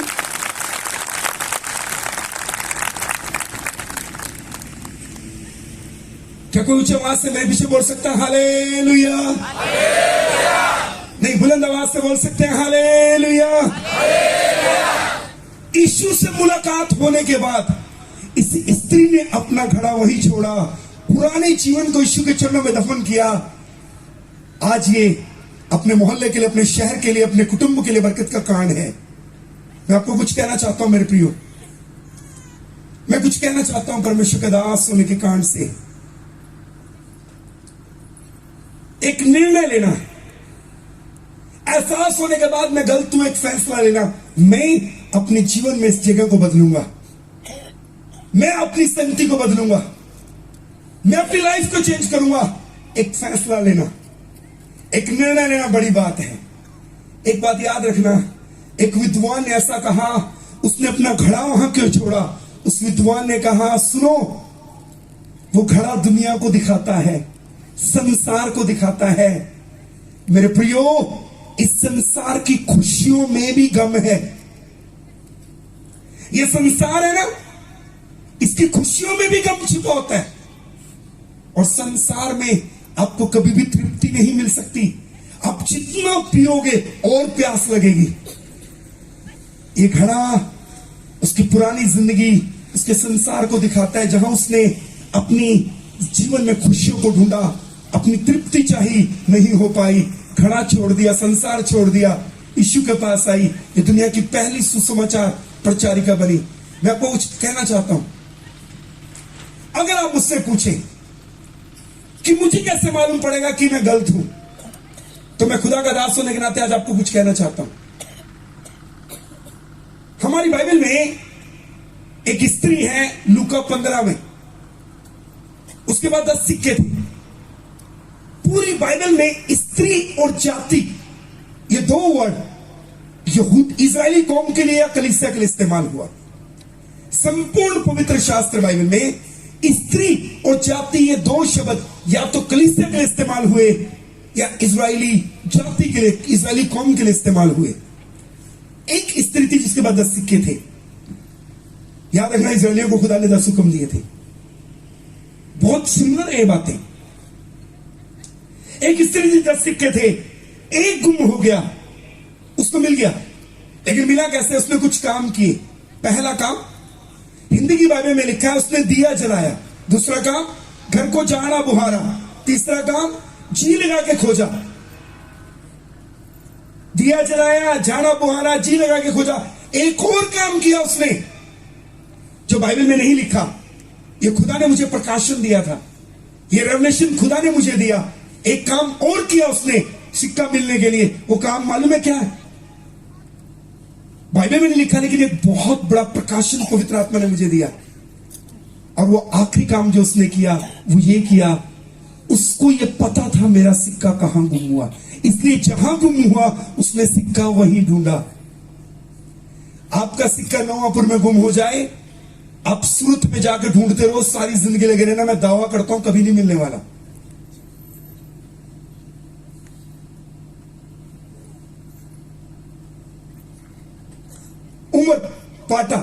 उमर पाटा में आपका सिक्का गुम हो जाए, चौपोली में आप जाकर के मां त्रिभुवन साहब के पड़ोस में जाकर ढूंढते रहो, सारी जिंदगी लगे रहना, मिलने वाला नहीं, मैं दावा करता हूं। इस स्त्री को यह पता था मेरा सिक्का कहां गुम हुआ। दुनिया में हर व्यक्ति को पता है, दोबारा बोलता हूं, दुनिया में हर व्यक्ति को पता है मैं कहां गिरा हूं, मैं कहां पवित्र आत्मा को शोकित कर रहा हूं, मैंने कहा खुदा के आत्मा को शोकित किया, मैंने कहा पवित्र आत्मा को चोट पहुंचाई, मैं कहा परमेश्वर की आज्ञाओं से बाहर हो गया, मैंने कहा अपने खुदा को नाराज कर दिया। हर व्यक्ति को दुनिया में पता है मैं कहां पर गिरा हूं, हर व्यक्ति को पता है। तुझे पता ही है, दो लोग आपसे बेहतर आपके बारे में नहीं जानते, मालूम है कौन है वो? एक आप और एक आपका परमेश्वर। दो लोग आपसे बेहतर नहीं जानते, एक आप और एक आपका खुदा। या तो आपको पता अपने बारे में, या आपके परमेश्वर को पता है कि आप कहां हैं, आप स्पिरिचुअली कहां स्टैंड कर रहे हैं, आप कहां उसके आत्मा को शोकित कर रहे हैं, आप कहां वचन से बाहर हैं। या तो आपको पता है या आपके परमेश्वर को पता है। एक इतना जल्दी से और बता के बंद हुआ, 5 मिनट रह गए, जल्दी से बंद करना चाहूंगा 5 मिनट में। हमारी बाइबल में लूका 15 में 3 चीजें गुम हुई। पहले गुम हुआ एक भेड़, 100 में से 1 गुम हो गया। फिर 10 में से 1 सिक्का गुम हुआ। फिर 2 बेटे थे, 1 गुम हो गया। अब कमाल की बात बताऊं मैं आपको, इन तीनों में से ज्यादा बेशकीमती कौन था? भेड़, सिक्का या बेटा? भेड़, सिक्का या बेटा? बेशकीमती कौन है? बेटा। लेकिन कमाल की बात है, भेड़ को ढूंढने गए, सिक्के को ढूंढने गए, बेटे को कोई ढूंढने नहीं गया। भेड़ को ढूंढा गया, सिक्के को ढूंढा गया, बेटे को कोई ढूंढने नहीं गया। क्यों भाई? बेशकीमती तो बेटा ही है। अब मैं बताता हूं क्यों। अरे बाइबल में लिखा है परमेश्वर ने अपना पुत्र पृथ्वी के ऊपर इसलिए भेजा, यीशु इसलिए धरती के ऊपर आया ताकि खोयों को ढूंढे। परमेश्वर ने तो अपना कदम पहले से उठा दिया है, अब तो मेरी और आपकी बारी है कि हम अपना कदम लें और उठकर अपने पिता के पास आए। जोर से बोलिए हालेलुया। पिता तो पहले से पहल कर चुका है, आज तो आपने पहल करनी है। मैं इस रॉन्ग रिलेशनशिप से बाहर आता हूं, मैं इस गुनाह से बाहर आता हूं, मैं अपने मोबाइल की गंदी बातों से बाहर आता हूं, मैं अशुद्ध रिश्ते से बाहर आता हूं, मैं मोबाइल के गंदे कॉन्टेक्ट से बाहर आता हूं, मैं हर उस गंदी संगति से बाहर आता हूं जो मेरे परमेश्वर को कोई कतई पसंद नहीं। पिता ने तो अपना कदम उठा दिया, आज तो हमने कदम उठाना है। अब तो बेटे की बारी है। एक बात और बताना चाहूंगा, बाइबल की नंबरिंग है ना, गिनती है ना, इसमें भी प्रकाशन होते हैं। बाइबल की गिनती है ना, कलर्स है ना, इसमें भी प्रकाशन है। 1 अंक खुदा के लिए इस्तेमाल होता है, 2 गवाह हैं, 3 पिता पुत्र पवित्र आत्मा, 4 दिशाएं हैं, उत्तर पूर्व पश्चिम दक्षिण, 5 तरह की सेवकाई है बाइबल में, 6 अंक इंसान के लिए है, 7 बाइबल का सिद्ध अंक है, 8 अनुग्रह को दिखाता है, 9 फल 9 वरदान है, 10 आज्ञाएं हैं, 40 अंक बाइबल में जब भी आया बदलाव आया। 40 साल पहले इस्राएली गुलाम थे, 40 साल बाद अपने देश में 40 दिन 40 रात के रोजे रखने के बाद ईश्वर ने 40 अंक बदलाव को दिखाता है। बाइबल की नंबरिंग में भी रेवलेशन है, कलर्स में भी रेवलेशन है। अब कमाल की बात है, पहले भेड़ रखी, फिर सिक्का रखा और फिर बेटा रखा। और यह भी कमाल है, 100 भेड़ में से 1 गुम हुई, 10 सिक्कों में से 1 गुम हुआ, 2 बेटों में से 1 गुम हुआ। उसका कारण क्या है मैं आपको बताना चाहता हूं, सुनिए। 100 में से 1 भेड़ गुम होने का अर्थ है, अगर आप यीशु के पास, क्यों भेड़ को पहले नंबर पर रखा गया? 100 में से 1 भेड़ गुम हुई, 1% नुकसान है। 10 में से 1 सिक्का गुम हुआ, 10% नुकसान है। 2 में से 1 बेटा गुम हुआ, 50% नुकसान है भाई।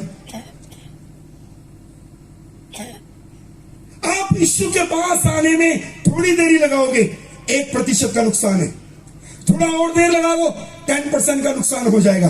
थोड़ा और देर लगाओ, नुकसान 50% का हो सकता है। लेकिन इसके आगे भी है। बड़ा बेटा भी घर में आना नहीं चाहता, पता चला जशन मन्ना वो भी घर से बाहर भाग गया। थोड़ा और देर लगाओगे, नुकसान 100% हो सकता है। यीशु जल्दी आने वाला, जल्दी से उसके पास आओ, तौबा करो, बपतिस्मा लो, अपने गुनाहों को छोड़ो और पवित्र आत्मा का दान पाओ और अपने जीवन से उसकी इच्छा को पूरा करो। बोलिए हालेलुया। कहीं ऐसा ना हो 100% नुकसान हो जाए। जितना जल्दी हो सके प्रभु के पास आ जाओ। हेलो, थोड़ा देरी की 1% नुकसान, थोड़ा ज्यादा देरी की 10%, ज्यादा देरी की 50%, और ज्यादा देरी की हो सकता है 100% नुकसान हो जाए। जितना जल्दी हो सके प्रभु के पास आ जाओ। जितना जल्दी हो सके गुनाह से बाहर निकल आओ। जितना जल्दी हो सके हर उस गलत संगति से बाहर आ जाओ। इस स्त्री ने यीशु से एनकाउंटर के बाद अपना घड़ा वहां छोड़ा, नगर में गई, जिस नगर के लिए अपमान, लज्जा, निरादर का काम थी, आज उस नगर के लिए आशीष का काम बन गई। मैं पवित्र आत्मा की अगुवाई में यहां पर एक बात बोलना चाहता हूं। कई ऐसे जवान बेटे बेटियां बैठे हैं, कई ऐसे भाई बहन बैठे हैं, कई ऐसे सेवक यहां बैठे हैं, कभी उनके ऊपर बहुत भारा अभिषेक था, कभी उनके ऊपर खुदा का भारा मसा था, कभी उनके अंदर उनका दर्शन आग के जैसे अंदर बनता था, लेकिन खो दिया, वो सारा मसा खो दिया, अपना दर्शन गवा दिया। लेकिन मैं आपको बताना चाहता हूं, जो यीशु इस स्त्री ने, जिसने सब कुछ कबाड़ा कर दिया अपनी जिंदगी में, इसकी लाइफ को दूसरों के लिए ब्लेसिंग का कारण बना सकता है, इसको दोबारा रिस्टोर कर सकता है। वो यीशु आपके दानों वरदानों को, आपकी सेवकाई को, आपके जीवन को दोबारा बहाल कर सकता है। वो यहां आया है। जोर से बोलिए हालेलुया, जोर से बोलिए हालेलुया, जोर से बोलिए हालेलुया, उच्च आवाज से बोलिए हालेलुया। आज आपका दिन है। उस दिन वो उसका दिन था, आज आपका दिन है। उस दिन वो उसका समय था, आज आपका समय है। आप अपनी बहाली के लिए शुरुआत कर सकते हैं, अपनी बहाली के लिए कदम उठा सकते हैं। एक कमाल की बात बताऊं मैं आपको। यशायाह की किताब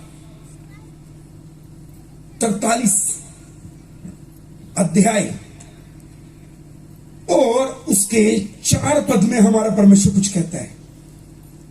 यशायाह की किताब चैप्टर 43 वर्स 4, हमारा परमेश्वर कुछ कहता है। यहां पे प्रभु कहता है, मेरी दृष्टि में तू अनमोल और प्रतिष्ठित है और मैं तुझसे प्रेम रखता हूं।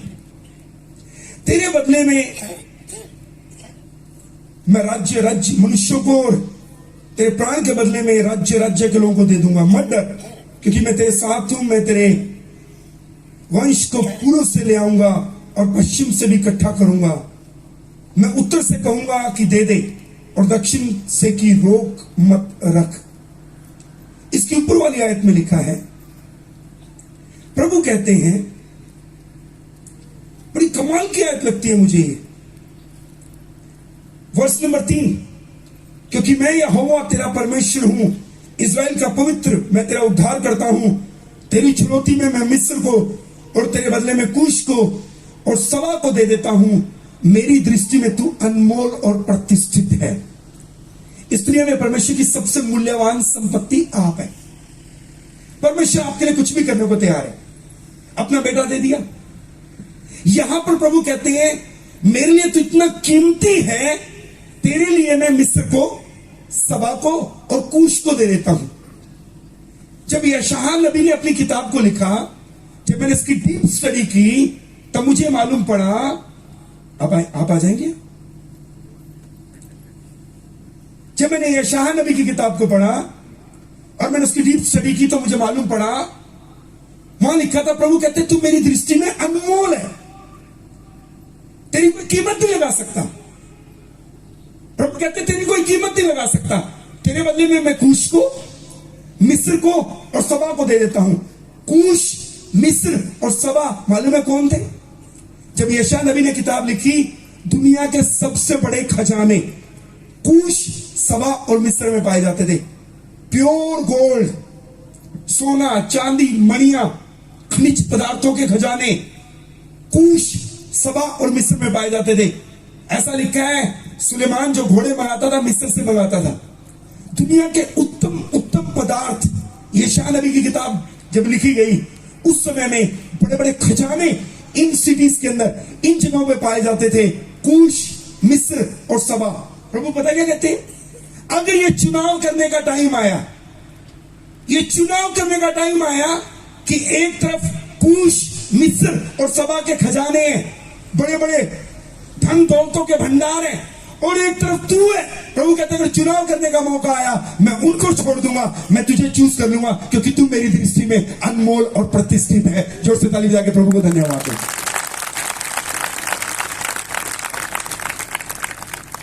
हेलो, इस धरती पर परमेश्वर की सबसे मूल्यवान संपत्ति आप हैं। Thank you sir. एक घटना बताना चाहता हूं, मैंने बाइबल को बंद कर दिया, उसके बाद हम प्रार्थना में चलेंगे। भाई मार्क आगे आएंगे, एक छोटा सा कोर्स गाएंगे, उसके बाद हम अंतिम प्रार्थना करेंगे। एक लास्ट बात मैं आपसे शेयर करना चाहता हूं। इजिप्ट के अंदर, मिस्र के अंदर एक पहाड़ पाया जाता है।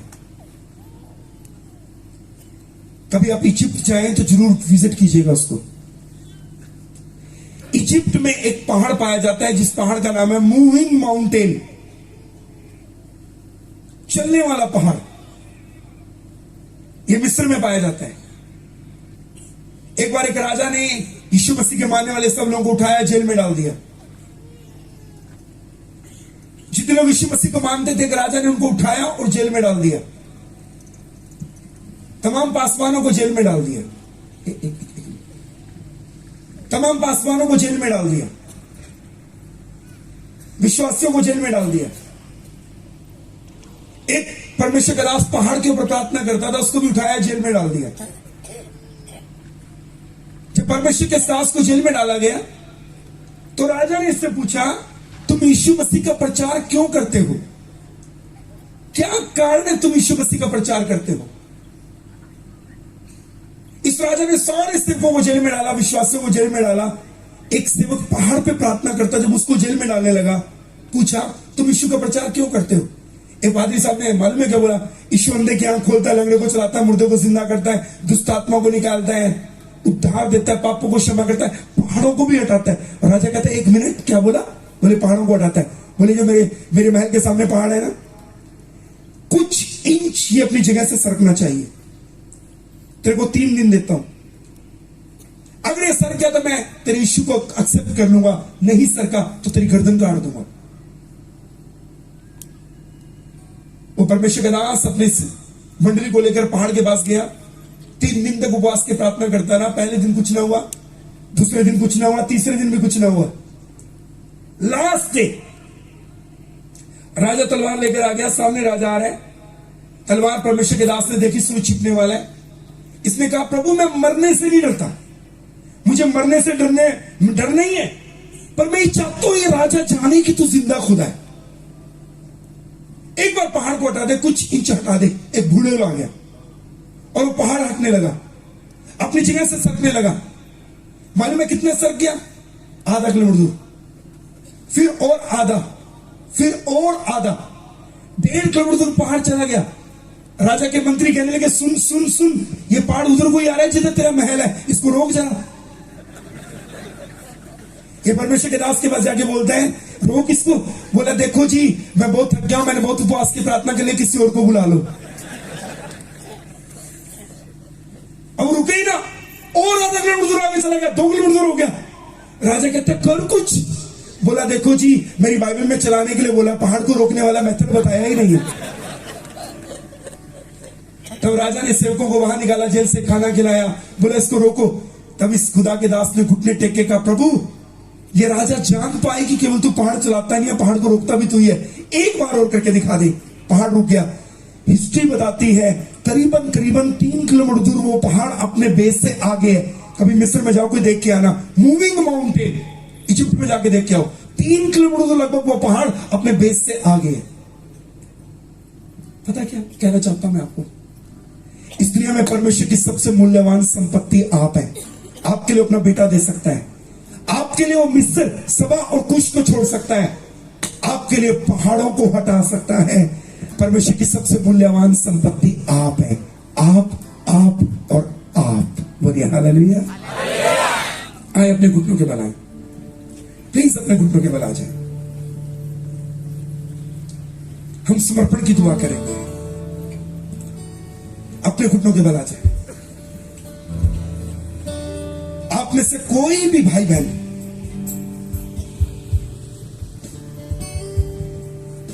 मैं पहले बता चुका हूं, हर व्यक्ति को पता है मैं अपने जीवन में कहां पर गलत हूं। हर व्यक्ति को पता है मैं कहां गिरा हूं। आए अपनी आंखों को बंद करें, अपने घुटनों के बल आए और इस समय परमेश्वर से कहना शुरू करें, प्रभु मैं तेरी ओर लौट रहा हूं, मुझे क्षमा कर दे। प्रभु मैंने संसार में जाकर अपना सब कुछ गवा लिया।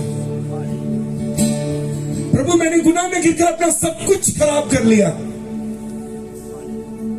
प्रभु मैं तेरी ओर लौटता हूं। आज मेरा निर्णय है। उस दिन उस स्त्री ने अपना घड़ा छोड़ा। मैं आज हर वो बात जो आपकी दृष्टि में सही नहीं, यही छोड़ता हूं अपने जीवन में। हर वो चीज जिसे आप मेरी लाइफ में पसंद नहीं करते, मैं उसे यही छोड़कर जाता हूं। आज मैं तेरे आगे समर्पण कर रहा हूं। मेरे जीवन की हर वो बात, हर वो रिश्ता, हर वो गुनाह, हर वो संगति, हर वो मेरे जीवन का पाप जिसे तू कतई पसंद नहीं करता, आज मैं यही छोड़ रहा हूं। प्रभु अपने जीवन के ऊपर गौर करें। कौन सी वो बात है जो परमेश्वर बिल्कुल पसंद नहीं करता? कौन सी वो चीज है जिसे परमेश्वर आपकी लाइफ में लाइक नहीं करता? क्या एक ऐसी शक्ति जो आपको बार बार पाप में गिरा देती है? क्या एक ऐसा रिश्ता जो परमेश्वर की दृष्टि में सही नहीं है? क्या एक ऐसी आदत जिसके कारण आपने अपना पूरा मसला गवा दिया? आए उसे छोड़े, आए उसे छोड़े, आए उसे छोड़े। एक निर्णय ले, आज से प्रभु ये जीवन तेरे लिए है। आज से मेरी जिंदगी तेरे लिए है। आज से मेरा सब कुछ तेरे लिए है। आज से इसे तेरे लिए इस्तेमाल करूंगा। मैंने इसे खूब अपने लिए इस्तेमाल किया, लेकिन आज से मेरी जिंदगी तेरे लिए इस्तेमाल होगी, तेरे राज्य के लिए, तेरे कामों के लिए, तेरे सुसमाचार के लिए, तेरी मर्जी को पूरा करने के लिए। आज के बाद ये जिंदगी तेरे लिए है प्रभु। आए आए आए आए, समर्पण करें। हालेलुया। मैं यीशु के नाम में कह रहा हूं, जब आप समर्पण में आ रहे हैं बीमारियां जा रही हैं, आप समर्पण में आ रहे हैं बंधन टूट रहे हैं, फिर से अभिषेक उतर रहा है। ताली बजा के स्तुति करना शुरू करें। अपने अभिषेक को ले लें, अपनी सामर्थ को ले लें, अपनी जगाई को ले लें, अपने वरदानों को ले लें, अपनी सेवकाई को ले लें, अपनी सामर्थ को ले लें, अपने भविष्यवाणी के वरदान को ले लें, अपने जगाई के वरदान को ले लें, अपने नबूवत के वरदान को ले ले। परमेश्वर अपने वरदानों को रिस्टोर कर रहा है। परमेश्वर आपकी सेवकाई को रिस्टोर कर रहा है। परमेश्वर इस समय आपके मसला को वापिस लौटा रहा है। आपका अभिषेक वापिस आ रहा है। आपकी सेवकाई वापिस आ रही है। आपकी जगाई वापिस आ रही है। आपका बिजनेस वापिस आ रहा है। आपकी नौकरी वापिस आ रही है। आपका परिवार वापिस आ रहा है। आपका अभिषेक, आपकी सामर्थ्य वापिस आ रही है। परमेश्वर फिर से खड़ा करेगा। तालीम जाकर उसकी स्तुति करें, तालीम जाकर धन्यवाद दें। वो खोल कर परमेश्वर को तारीफ करें। अपना अभिषेक ले लें, अपने वरदान ले लें, अपना आनंद ले लें जो आपने गवा दिया। अपना आनंद वापिस ले लें। हालेलुया। परमेश्वर लौटा रहा है। परमेश्वर बहाली लेकर आ रहा है। परमेश्वर आपके जीवन में बहाली लेकर आ रहा है। छू रहा है वो आपको। ले लीजिए उसके स्पर्श को, ले लीजिए उसकी सामर्थ को, ले लीजिए उसके मसला को, ले लीजिए उसके वरदानों को, ले लीजिए उसके अभिषेक को। जाकर स्तुति करे, कोई चुप ना रहे, कोई चुप ना रहे। अन्य भाषा बोल के प्रार्थना करे, अन्य भाषा बोल के प्रार्थना करे, अन्य भाषा बोल के प्रार्थना करे, अन्य भाषा बोल के प्रार्थना करे, अन्य भाषा बोल के प्रार्थना करे।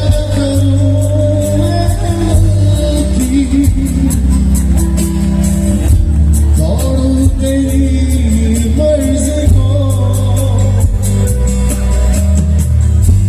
मैं ना करूं मेरे मन की।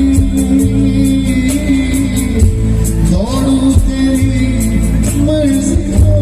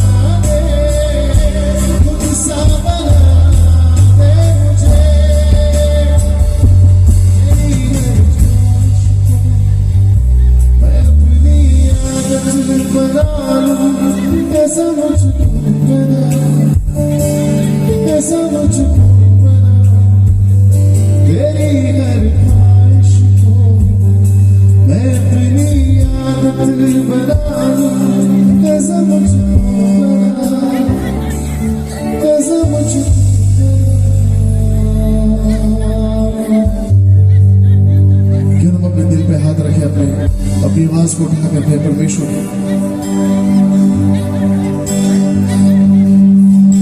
मुझे ऐसा बना प्रभु कि मैं तुझे पसंद आऊं, जैसा तू चाहे वैसा मैं बन सकूं प्रभु, अपनी इच्छा के अनुसार नहीं लेकिन तेरी इच्छा के अनुसार मैं चल सकूं प्रभु, जैसा तेरा वचन चाहे वैसा मैं करूं, जैसा तेरी आत्मा मुझे करना चाहे मैं अपने आप को तेरे हाथों में देना चाहता हूं। क्यों ना अपने दोनों हाथों को उठाकर जितने लोग प्रभु से कहना चाहते कि परमेश्वर मैं अपने जीवन को तेरे वचनों के हिसाब से जीना चाहता हूं, वो अपने पैरों पर खड़े हो जाए।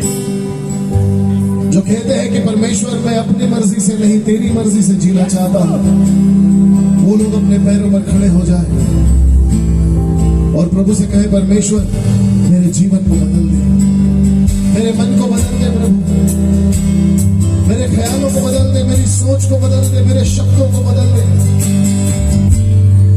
मुझे ऐसे बना प्रभु जैसा तू मुझे बनाना चाहता।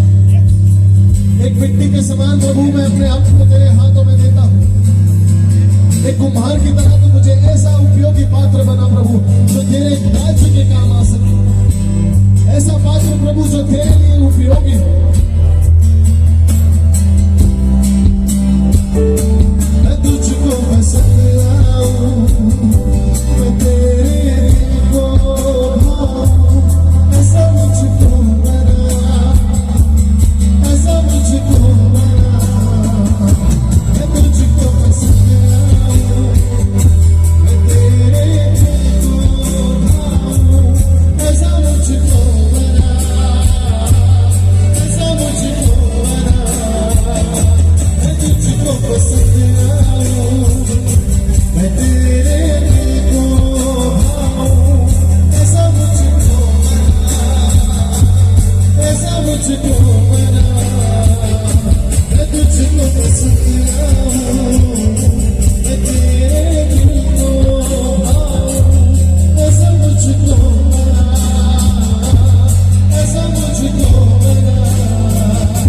मैं तुझको पसंद आऊं, मैं तेरे को भाऊं, ऐसा मुझको बना, ऐसा मुझको बना। मैं तुझको पसंद आऊं, मैं तेरे को भाऊं, ऐसा मुझको बना, ऐसा मुझको बना। मैं तुझको पसंद आऊं, मैं तेरे को भाऊं, ऐसा मुझको बना।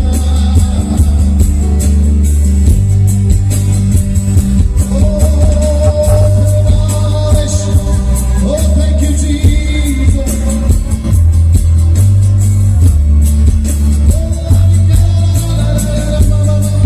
तुम्हारे प्रभु से कहे परमेश्वर मुझे भर दे, तेरे पवित्र आत्मा से मुझे भर दे, तेरे पवित्र आत्मा से मुझे भर दे, तेरे पवित्र आत्मा से मुझे भर दे, भर दे प्रभु, भर दे प्रभु, भर दे प्रभु। Oh, thank you, Jesus. Hallelujah, hallelujah. धन्यवाद यीशु, धन्यवाद यीशु, धन्यवाद यीशु। Oh, धन्यवाद यीशु। Oh, hallelujah. तुम्हारा अपने हाथों में उठा के ऊंची आवाज में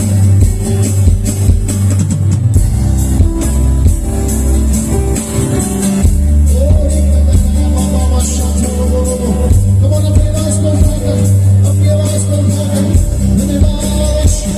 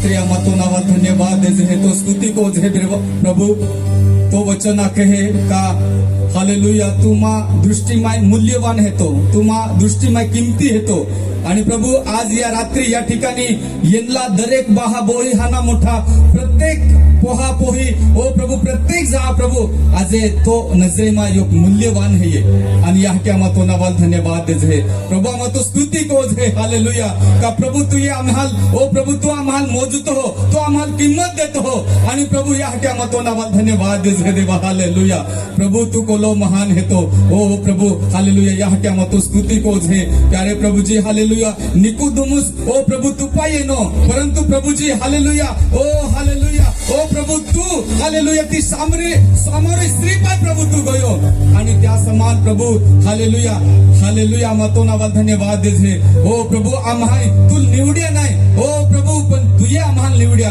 आणि या हट्या मतो स्तुती को जे देवा हालेलुया आम्ही पापी हापाय प्रभु तू येनो हालेलुया आम्हा भटकलेले आते आम्हा हरवलेले आते ओ प्रभु तू येनो आम्हाला होती काढ्या आणि या हट्या मतो स्तुती को जे देवा आणि तो नावाला धन्यवाद दे जे आज पिता परमेश्वरा हालेलुया आज या ठिकाणी ओ प्रभु हालेलुया तो उपस्थिती है आणि या हट्या तो नावाला धन्यवाद देत आहो आज या ठिकाणी उपस्थित असला दरेक जा प्रभु तो नजरेमान मूल्यवान आणि किमतीवान है प्रभुजी आणि हालेलुया ओ प्रभु आम्हा धन्यवाद देत है का आज तू या ठिकाणी है तो आणि प्रभु जे काही तू त्या सामरेने स्त्री भेटले दी आणि ते काही तू आज लोक भेटले दिली हे प्रभुजी आज प्रार्थना करत आहो देवा हालेलुया ओ प्रभु हालेलुया समरोनी स्त्री है प्रभु जे काही ओ प्रभु हालेलुया ती जीवन प्रभु तुल समर्पण कोई देना आज रात्री प्रभुजी हालेलुया या ठिकाणी काही लोक ओ प्रभु तुल समर्पण को येते आणि प्रभु आज प्रार्थना करत आहो का त्या आशीर्वादित होत हालेलुया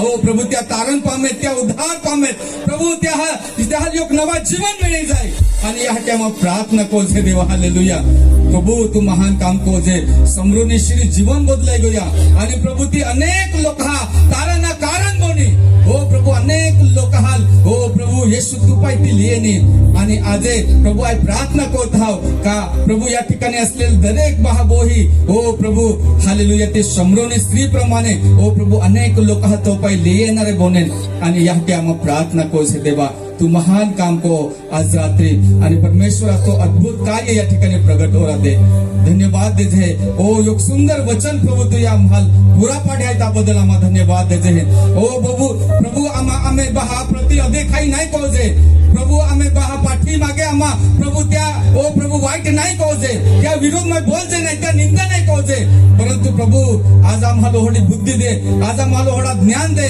का प्रभु आम्ही बहाल ओ प्रभु आम्हा सांभाळले जे ओ प्रभु तू अनुग्रह दे कृपा दे आणि प्रभु जे काही येशू तो स्वभावातो आणि त्या स्वभावा समाने आम्ही स्वभाव प्रभु राधे का मग प्रार्थना कोचे प्रभु तो दासाबद्दल धन्यवाद अद्भुत होड्यो प्रकाशना गोठो प्रभु आज रात्री त्याद्वारे प्रगट कोयो त्या हट्या मतो नावा धन्यवाद देछे प्रभु त्याहाल तो आत्मले आणि एकेच प्रभु तो लोकहाल ओ प्रभु तो आशीर्वाद कारण तू त्याहाल बनाड एका मतो चरणमा प्रार्थना को छे त्या सेवकाई प्रभु तो आशीर्वादित को बादी महिमा तुल देछे वचना बदल आभार माचे प्रभु येशू आम्ही तारणारो तो पवित्र नाव काही प्रार्थना को छे म्हणून तू बनाय आमेन आमेन.